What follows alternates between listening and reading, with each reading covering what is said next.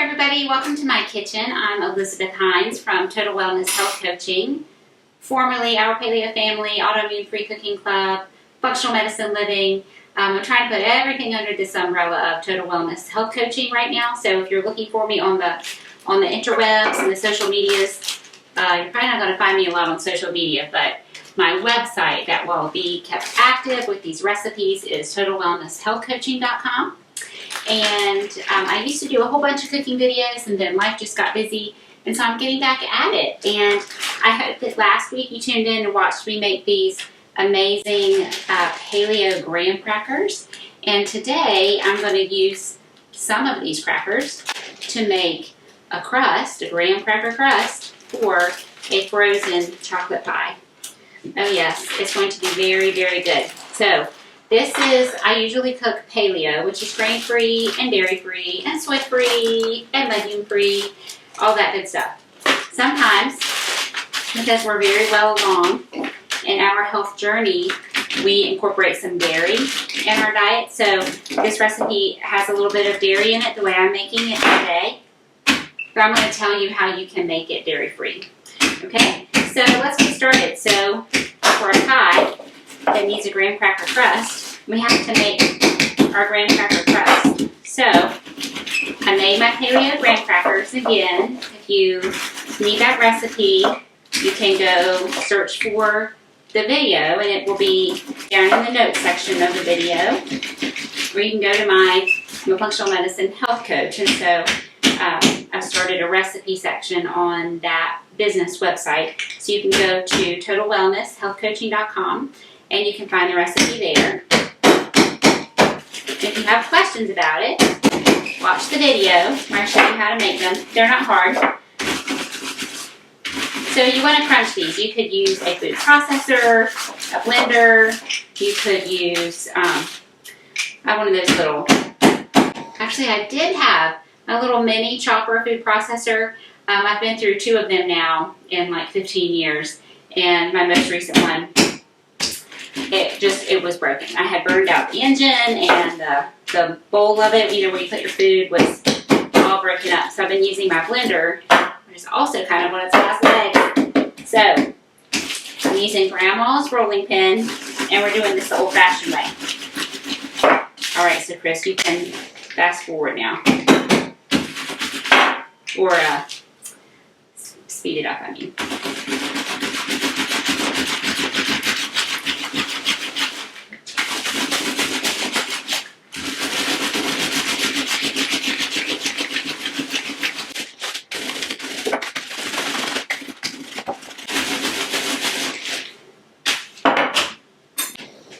That was a lot of work. This is why our ancestors did not have a weight problem, because they worked hard. We made our lives so much easier in so many ways that we don't have to physically work hard anymore. That was good for me. Okay, so we want about 1 3/4 cups of graham cracker crumbs. You could have a little bit more.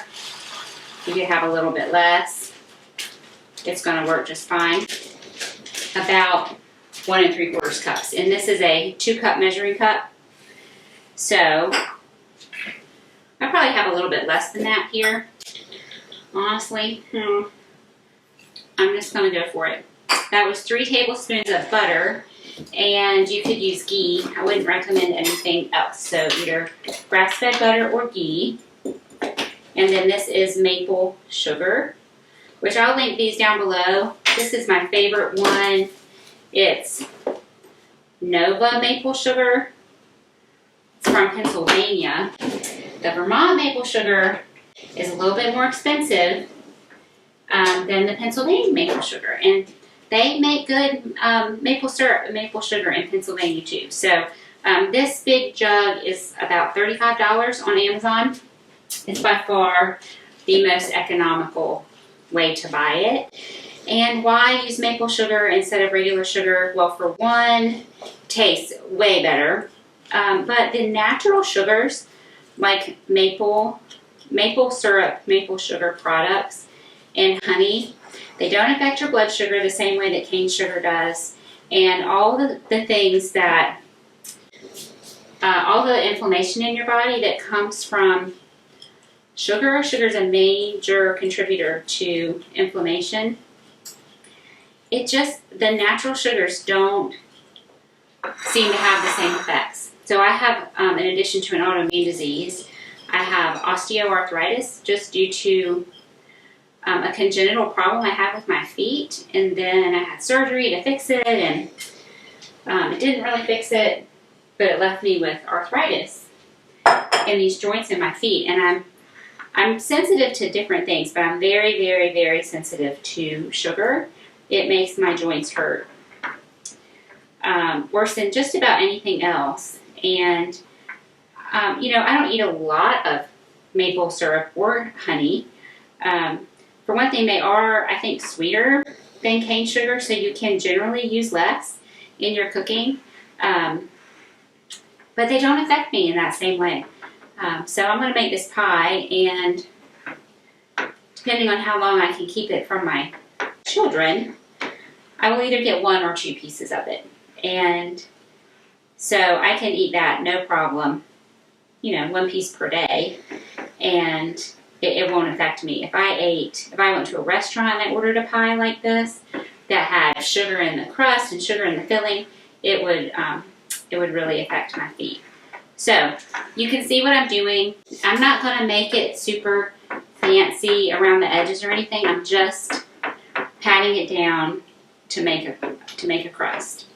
Now, if you did not have time to make your homemade graham crackers, you could buy some gluten-free graham crackers, or you could use any sort of gluten-free cookie. I've made this with a whole bunch of types of gluten-free cookies, and they taste great.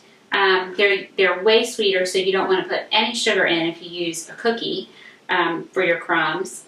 You could use chocolate cookies. You could use ginger snaps. That would be really good with chocolate. You could use like a snickerdoodle cinnamony cookie, whatever you like. But I like to keep, like I said, the sugar low, so I'm going to use my homemade graham crackers. That's what I have done. So this is going to go in my oven, 350 for about 8 to 10 minutes till it just sets it and gets a little bit browned. Okay, so while that's in the oven, let's whip up our pie. And it just has a few ingredients. We have cocoa powder, some kind of sweetened condensed milk. So we're trying to limit our dairy. So back when we first started healing our autoimmune diseases with diet and lifestyle, we were completely dairy-free for a long time, actually. But now that I'm in remission, my husband has type 1 diabetes. He will never be in remission from that, but he's in a healthy place. And our children are not having any sorts of symptoms of anything. We have selective dairy, which we can talk more about that if you have specific questions. But I would not buy a can of sweetened condensed milk because it has so much sugar in it. It's probably high fructose corn syrup. Certainly it will be cane sugar. And then that's cow's milk. So you can buy sweetened condensed coconut milk, which also has cane sugar in it, I believe. But it is better than the cow one you find in the grocery store. But even better than that is to take a can of coconut milk. This is the standard size, 13.5 ounces, full fat coconut milk. This particular one I got at Costco. You just want one that is just the coconut water, they'll sometimes say. And then this one has a little bit of guar gum. Ideally, you don't want any gums. Most of them have guar gum, and a little bit of that is okay. We want to avoid xanthan gum, but I've never seen a coconut milk with xanthan gum, and it's in baked goods typically. So anyway, 1 can of coconut milk in the pot with 1/4 cup of maple syrup, and you just boil it down until you have about a cup. And it turns this like caramely color. It smells amazing. So we have sweetened condensed milk of some variety, cocoa powder, cream cheese, and then cream. Pardon my Christmas bowl. It's just what I had. So in this case, I used a pint of grass-fed, organic, heavy cream because that was what was easier for me to find. But if you want or need to keep this completely dairy-free, you chill your cans of coconut milk, and it'll probably take 2 cans because you need 16 ounces of the cream, which will rise to the top and solidify if you chill your can of coconut milk. And just put it in the fridge overnight, and then it'll be all good to go the next day. Different brands have different amounts of fat, but usually it's, a good 2/3 to 3/4 of the can is the cream, which is what you want. What's below will be the water, and you can just put that in soup, smoothies, drink it, whatever you want to do with that. But for making whipped cream out of coconut, for a dairy-free alternative, you need just the cream part. So it'll probably take 2 cans to get the 16 ounces, and then you just whip that, and you can add your sweetener to it. So I've used 4 tablespoons, of maple sugar to sweeten my heavy cream. You would use the same amount to sweeten your coconut cream. And I've whipped it most of the way. I'll finish whipping that in a second. So you've got your whipped cream of some variety, cream cheese of some variety. There's an almond cream cheese that's called Kite, and it's very, very good. And I buy it at Whole Foods. I'm sure other places carry it, but that's the one that I have purchased. And I actually like it better in this recipe than regular dairy cream cheese, but they were out of it, and so I could not buy any. It was on sale. Of course it was on sale. And so it was all gone. And so I just have regular cream cheese, which again will be okay for my family, but I would prefer the almond. So get the almond if you can find it. It's in a tub, and it is like 7 ounces, I think, whereas these bricks of cream cheese are 8 ounces. So that's all we need. So I'm going to finish whipping my cream so that I can use my hand mixer. Okay, so you can be a hero and whip your cream by hand, just like we crushed our graham crackers by hand, but I don't want to do that, so I'm using my mixer. So I already have this most of the way done, and then I put it in the fridge. You just want to be careful not to over whip your cream. You will make butter, which homemade butter is not the worst thing in the world. It's actually delicious. We homeschool. And so we, of course, made butter as homeschoolers back in the day. So you just want firm peaks, which is what we have. So we've whipped our cream, and I'm just going to set this aside because I'm going to be folding that in once I have mixed up my other ingredients. But I needed to switch my beaters.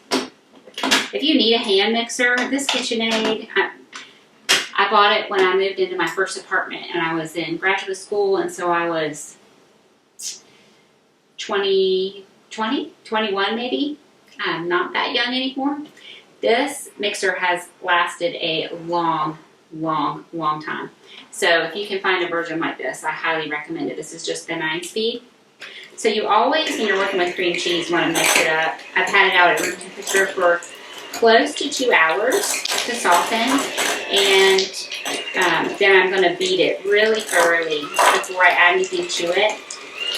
The almond cream cheese is softer. You're going to want to have it at room temperature for probably an hour, but it is softer just naturally than the dairy. And again, like we were talking about the gums and the coconut milk, the almond milk cream cheese has xanthan gum in it. It's a small amount of xanthan gum in there, and it's not the end of the world. It's one of those ingredients that you would like to avoid if you can. But if the alternative is going to the grocery store and buying whatever brand of chocolate pie they have in the refrigerated or freezer section there, and making your own that has a teeny tiny bit of xanthan gum in it, I would vote for the little bit of xanthan gum and making my own over anything from the grocery store. So don't let perfection be the enemy of good, okay? For sure, do the best you can. So I'm going to start pouring in. We got a little skin on the top of it, which is totally fine. It will absolutely blend right in. So my coconut milk has been done for about 30 minutes. It's still warm, which is fine. I want sometimes cream cheese, even once it's, you've gotten it to room temperature, you've mixed it in really well, it still will have little lumps, which drives me crazy. I hate those little lumps. I want it to be completely smooth. But if your finished product has a couple little lumps in it, don't despair. It will be fine. It will be fine. It will taste amazing. I know my timer's about to go off on my crust, so I'm going to check that real quick. It's good. Okay, so I hope you can see. It's just real slightly browned around the edges. It was bubbling a little bit. The butter in it was sort of bubbling, and so I know that it's good. Now that obviously has to be chilled completely before we put this frozen, it's not frozen now, but what we want to be a cold mixture in there. So that's going to sit and cool. In a perfect world, I would have made it ahead. I would have made it like when I was making dinner last night or something like that, but it's not a perfect world and I didn't have time to do it last night.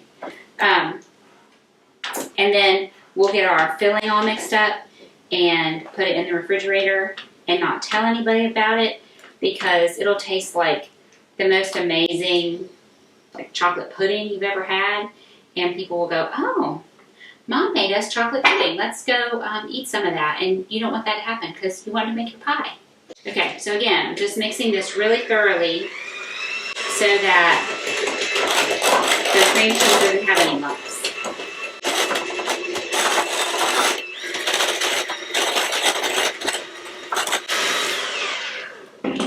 I want to wipe it down or scrape down my sides and the bottom of my bowl at least one more time and make sure I don't have any big lumps of something that hasn't been mixed in.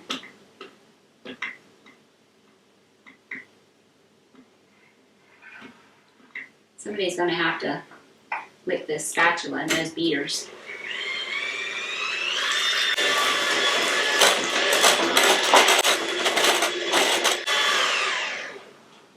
Now, honestly, this is a little bit warm for me to add my whipped cream to it. It will just melt my cream. And so I'm going to put this whole thing in the refrigerator. I'm done mixing actually. When I start adding my cream, I'm just going to be folding it. And so I can go ahead and clean up my mixer and everything and let this chill a little bit before I add my very carefully whipped cream to it. Okay, so I just put everything on ice. I put my chocolate mixture in the fridge. I put my cream back in the fridge. And I even put my crust in the fridge. No problem. That way everything was chilled down and we can get on with our pie. So my crust is all chilled. Here's my chocolate. This was the chocolate and the sweetened condensed coconut milk and cream cheese, which it looks lumpy. So why did it get lumpy when it wasn't lumpy when it went in? I don't know, but you know what? I can fix it, and I'm going to fix it because I don't want it to be lumpy. So I'm going to take my, hold on, I don't want to talk while I'm in there. I'm going to need to make sure my children got this clean. Will it go through? I'm going to take my chances. I'm going to live dangerously. I'm just going to scrape all this in here. Say a little bit. Start to come through. That's not the end of the world. This fine sieve. I believe I bought this from Amazon. It came with a set of 3. This is the biggest one. You know what? I think it was the cream cheese. As I'm doing this, I'm seeing some white spots, so I'm thinking it was the cream cheese that kind of lumped up on me. Which again, not the end of the world, but this is super fast and easy to do, so I'm going to do it because I want the best finished product I can get. Let me scrape that down. Let me push this through. And then whenever you do anything like this, so if I'm making a homemade pudding or something, this is the same process I go through. Half of it is going to be stuck to the back of your sieve. Some people call these sifters, strainers. I like fine mesh sieve, but you can see what it is. So if you go search online for it and don't just follow my link, those are some of the words you want to look for. Okay. My goodness.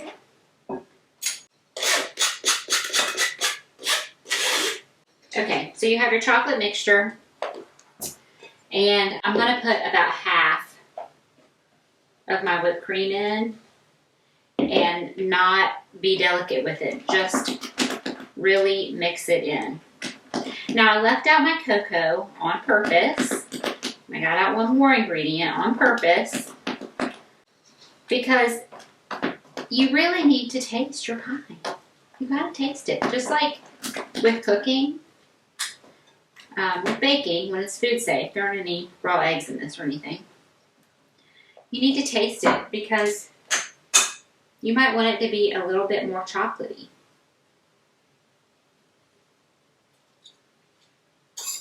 Actually, I know that I used different cocoa than I used last time. And so this cocoa has a different flavor. And even though they both were just straight up cocoa powder, this is not as sweet as I want it to be. I want it a little bit sweeter. So I have this organic stevia liquid. And I'm going to put a few drops of this in. That was 6 drops. I actually have made this recipe several times and I've never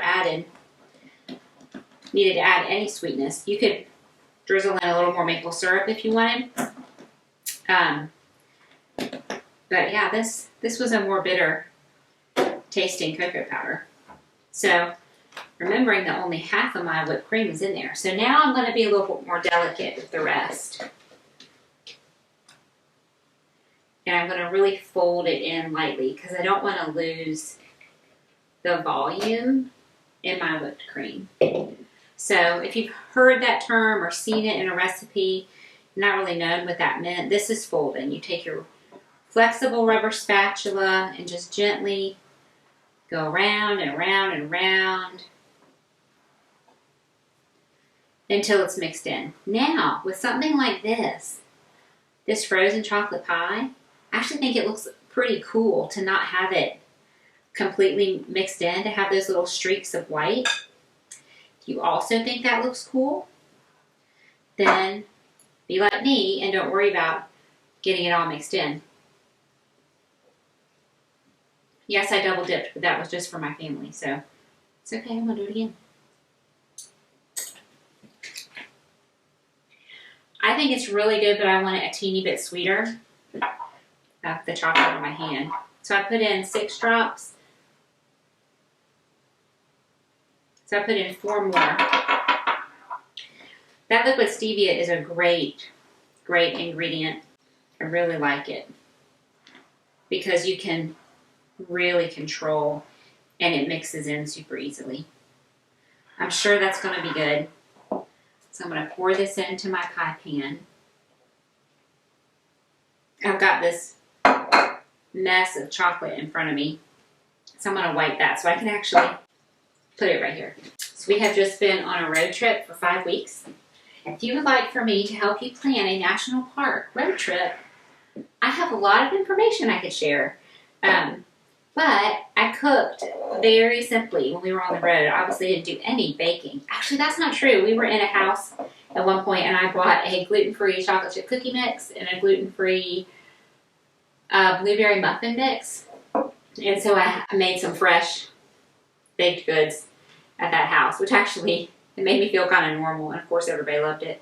My son actually declared the blueberry muffins like the best thing ever, and that's all he wants to eat for his birthday, which was slightly insulting and I thought kind of hilarious. So anyway, we get home and I'm just like dying to start cooking. So last night, I've been creating recipes. Last night I created a cherry cobbler recipe, and this is not a new creation because I have made this before, but now I'm making a chocolate pie.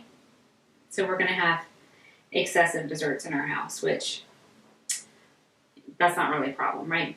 So you can leave it just like this, or you can decorate it. And I forgot to get my stuff out, but I'm going to show you a couple ways to decorate as I sort of lick this bowl. It's so good.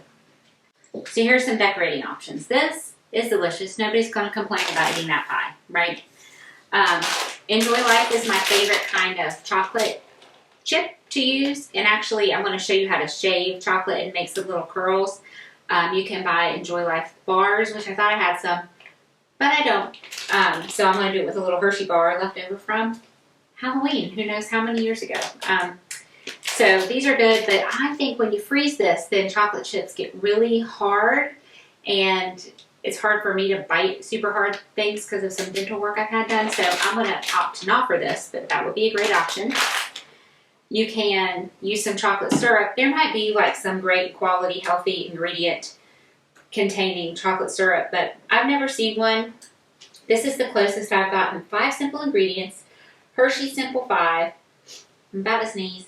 It has sugar, organic invert syrup, which is another form of sugar, water, cocoa, and natural vanilla flavor. And so that's pretty good, actually. That's a pretty pure ingredient. And I want to show you this technique, which I think is, it just looks really nice. I don't know if you have to shake this.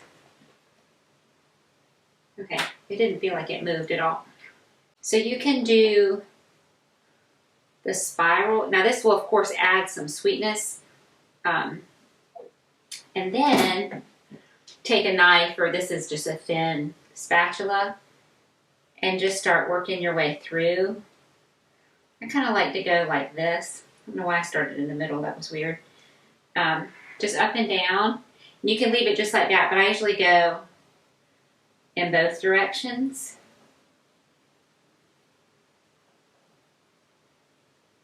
And I kind of cut into the pie a little bit so that the chocolate syrup goes down in there.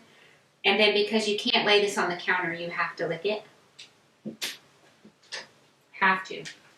That wasn't sharp, so that wasn't dangerous. So of course that looks amazing. But we're just going to do extra because why not, right? We're already making pie. So I would normally have a larger chocolate bar. It would make it a little bit easier. You just take a little sharp knife and run along.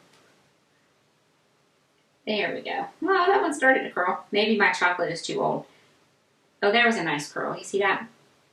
So you just shave your chocolate. And it might make nice little curls, and it might just make little tiny pieces. And you know what? Like little shreds. It's okay. Nobody's going to complain that the chocolate decoration on your homemade frozen chocolate pie is not like a perfect chocolate curl. So yeah, I think my chocolate is a little dried out because it's from Halloween's past. But you get the idea. This is what you would do.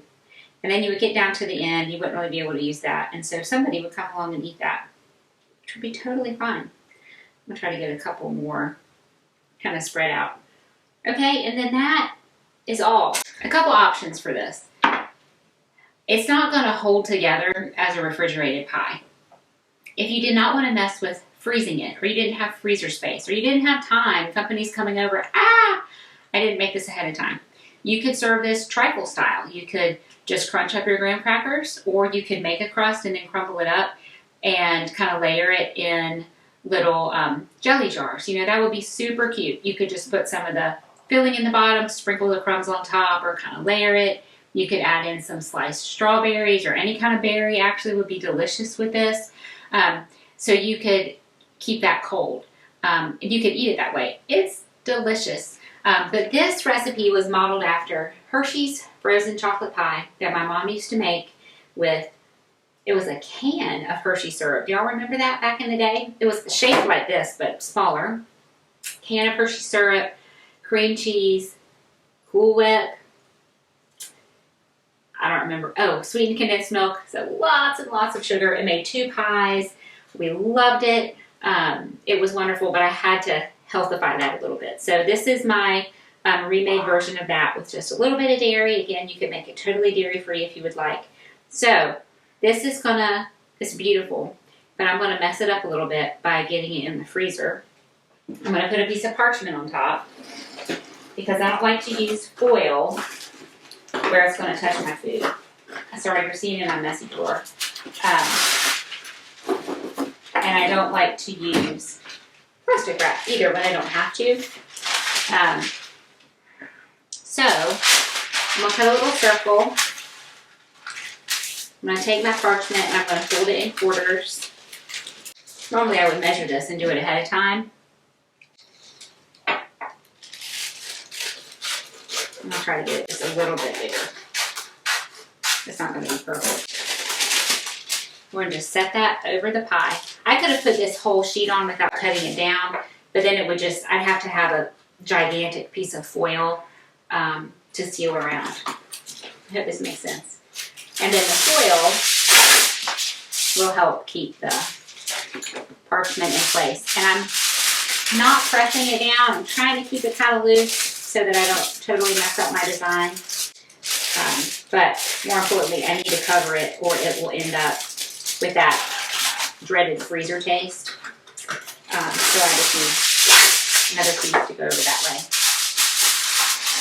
And that's it. So again, this recipe down below in the notes, links to any pertinent tools or ingredients that I can link to for you. If you want a lovely printable version of the recipe, you can go to totalwellnesshealthcoaching.com and find that recipe there. And I hope you enjoyed this one. I hope you come back next week. I don't remember what's on tap for next week, but I'm doing all summer type things. I have a canning recipe. I have a tomato recipe. And I think you're going to love it. So thank you for joining me. If you enjoyed this video, please make sure you subscribe. Hit that little bell icon so you will get notified when a new video comes out. And I hope you have a great day, and I will see you next time.